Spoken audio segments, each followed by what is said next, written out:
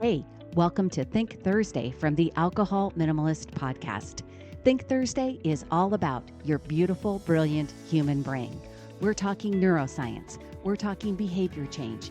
We are talking about your mindset. Are you ready to get started? Let's go. Hey there, welcome to Think Thursday from the Alcohol Minimalist. Due to a lot going on in the world these days and my life personally, we are revisiting an episode again this week. It's on mindset and the human biology of mindset and what it does to us physically. I think it's a really valuable and important episode to revisit right now. The world feels a little uncertain, a lot of distress amongst people that I'm talking to, and mindset is such an important piece to how we navigate and incredibly important to our physical well-being as well. So I hope that you will enjoy this revisited episode. It is absolutely my goal to be here with a new episode next Thursday. And until then, or I should say, I will definitely see you on Monday. Thanks for listening. Welcome to Think Thursday from the Alcohol Minimalist. I'm your host, Molly Watts, and Think Thursdays are all about brain health, brain science, neuroscience, and your mindset. Really, mindset is what got me started down this path on Think Thursdays because I am absolutely fascinated by how powerful our brains are. And they're powerful in so many ways. But last week, I talked a little bit about how the the practice of visualization actually causes changes in the brain's physical structure in terms of neuroplasticity with repetition and consistency over time. I've talked about consistency this whole month. I've kind of been on this path of taking consistent action and how that consistency and repetition actually restructures the physical parts of our brain. And I went down a couple of rabbit holes on mindset and neuroplasticity, and it led me to Dr. Alia Crum. And these studies from Dr. Crum just are so fascinating to me that I really wanted to introduce you to her work and to this, just all about how mindset literally shape our physical reality. So, Dr. Alia Crum is a health psychologist at Stanford University, and her research, her whole body of work, really demonstrates how our beliefs, our mindsets, shape our physical reality.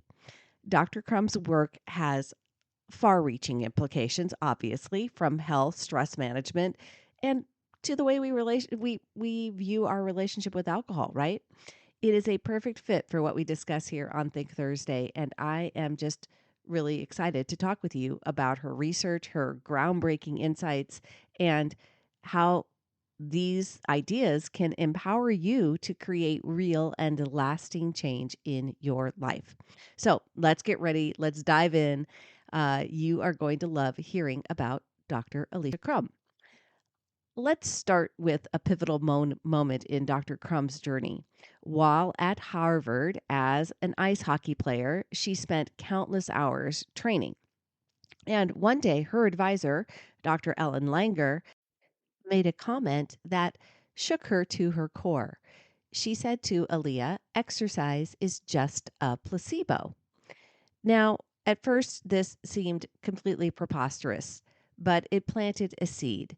Could it be that the benefits of her relentless training weren't just from the physical effort, but also from her belief that she was improving? This question became the cornerstone of Crum's career. In one of her early studies, Crum worked with 88 hotel housekeepers, and this is a study that is very widely referred to. Many didn't view their physically demanding jobs as exercise, these hotel housekeepers. Crum reframed their tasks, explaining that cleaning rooms, vacuuming, scrubbing bathrooms burned calories and actually met the Surgeon General's recommendations for physical activity. 4 weeks later, the housekeepers who received this mindset intervention, right? So they were just told and they were trained and coached that what they were doing was actually counted as physical exercise. They that group, as compared to a control group who did not get that same coaching, the group that did experienced significant physical changes. They lost weight, they reduced their blood pressure, and they improved their body composition. What's remarkable about all of that is that they didn't change their behavior at all. Their only difference was their belief. Crum's research proves that our mindsets act like mental filters, shaping how we interpret and respond to the world. And her studies don't just stop at exercise. Let me share a couple of other examples. First, there's her work on stress reframing. Stress is typically seen as harmful, right? But Crum's studies show that simply believing stress can enhance performance shifts how the body responds to it. Financial workers in her experiment who viewed stress as a tool reported fewer physical symptoms like muscle tension or insomnia and felt more engaged in their daily work. And then there's my personal favorite, and it's called the milkshake study. Crum gave participants two identical milkshakes, okay, two different groups. One was labeled as as indulgent and high calorie, and the other group was told that it was low calorie and healthy. Okay. Of course, what was in the milkshakes were exactly the same. So they looked the same, they tasted the same, but one group was told that it was indulgent and high calorie, and the other group was told that it was low calorie and healthy. Participants' hunger hormones, ghrelin, responded differently based on what they believed they were drinking. And that's incredibly amazing to me. The body literally responded differently based on what the people thought that they were drinking, what they believed that they were drinking. When they drank the indulgent, high calorie uh, milkshake, they reported feeling more full. With the one that was nutritious but lower in calorie, people reported that they felt hungry sooner after. This highlights the incredible influence of our brains, of our mindset, and even on biological processes, which is just incredible.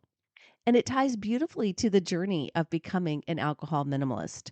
Changing our relationship with alcohol is about more than just behavior, it's about how we think about that behavior.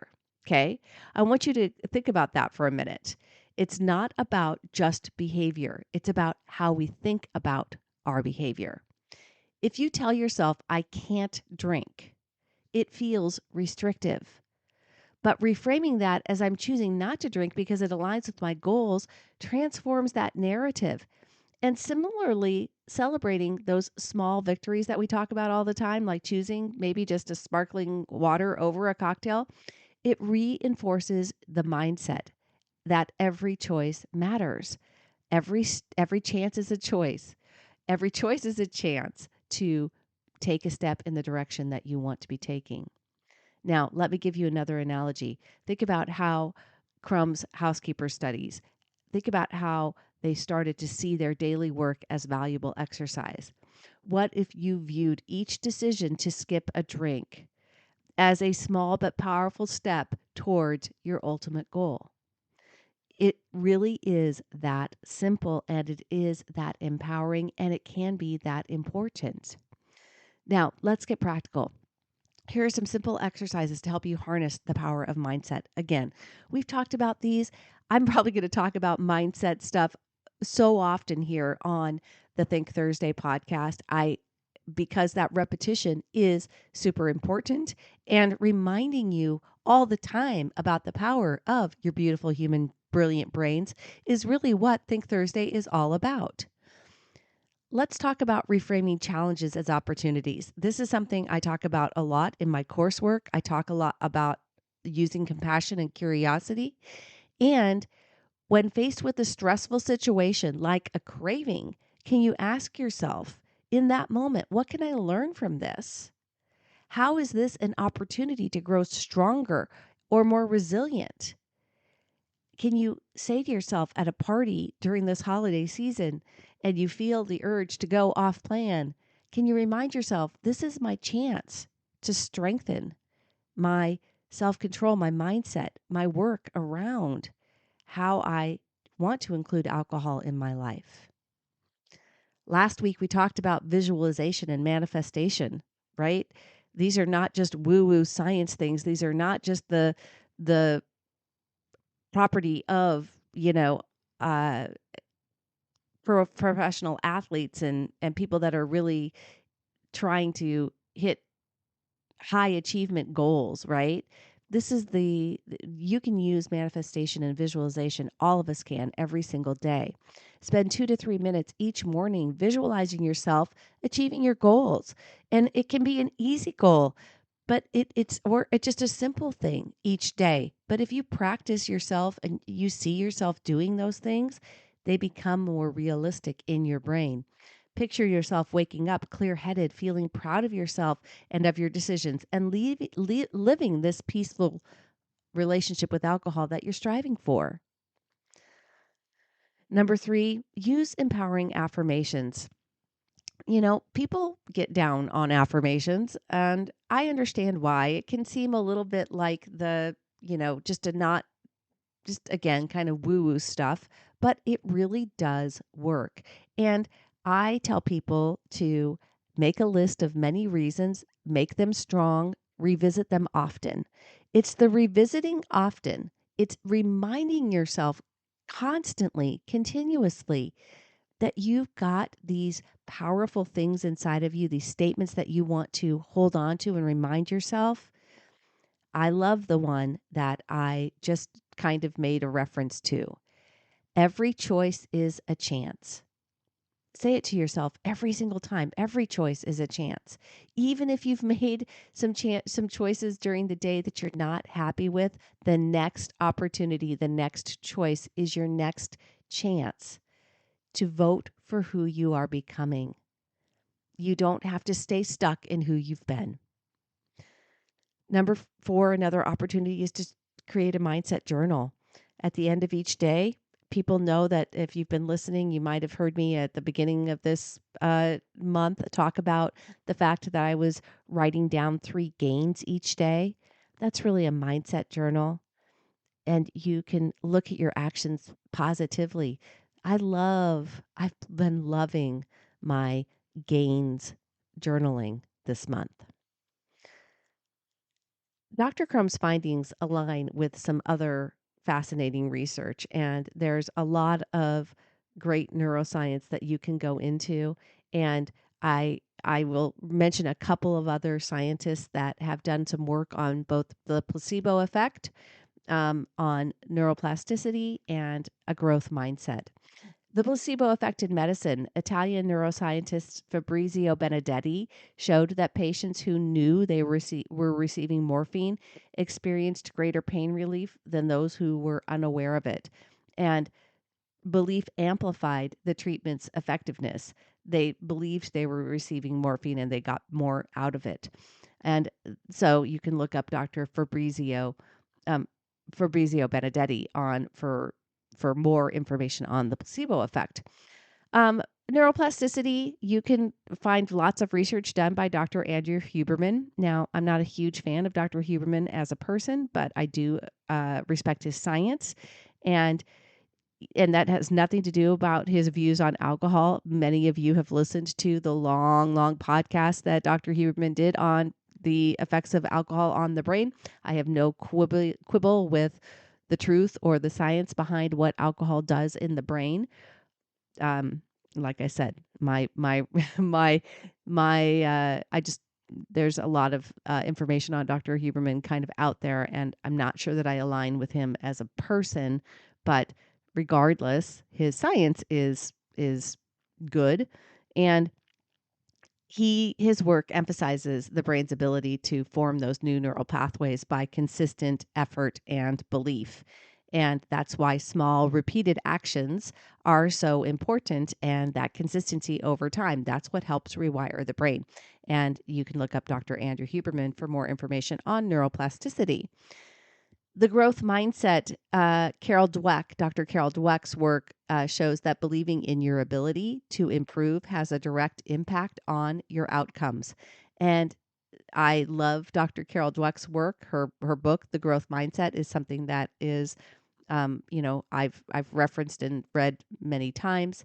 I actually interviewed on the podcast Dr. Jo Boaler with The Limitless Mind, and she's a comrade or a colleague at Stanford with Dr. Carol Dweck. Huberman's at Stanford as well, as was Alia Crum. So, lots of good thought leaders there at Stanford University, and just really interesting people that you can find work on in terms of, if you're interested, like I am, in neuroscience.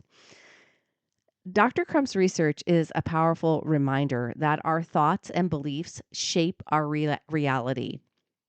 Whether you're tackling stress, redefining your relationship with alcohol, or striving for better health, your mindset matters. So here's my challenge for you. What belief can you shift today to bring yourself closer to your goals? Maybe it's reframing a craving as a chance to practice resilience, like we just talked about. Or perhaps it's celebrating the simple act of choosing a non-alcoholic drink when you really wanted something alcoholic. Whatever it is, know that your mindset really is the superpower that helps make these changes become your reality, so that you are not having to battle your desire, you're not having to, trust and lean on willpower, so that it really becomes something about who you are and what you want to do and what you believe is possible for yourself. I hope that you will keep coming back to Think Thursday to get that boost in the arm, that kind of, I think of it as just a little bit of a cheerleading session of really reminding us all how powerful and how wonderful our beautiful, brilliant human brains are. Sometimes they don't feel that way. Sometimes it feels like your brain is working against you, right? We got to remember that every thought we have is optional. We get to choose what we listen to. And when we focus on thoughts and practice them consistently over time, those build our beliefs, and our beliefs are so important. They're important to our physical beings because they can literally impact the biological processes like we just talked about. And they do create the outcomes and the results that we have in our lives. What we believe creates how we feel, which helps us determine the actions that we take, which gets the results that we have in our lives. I would love to hear what has resonated with you during Think Thursdays. I've heard from a few people that they're loving these episodes, and we will continue to explore the incredible power of our beautiful human brilliant brains together. Have a great rest of your week, everybody. Choose peace, and I will see you on Monday.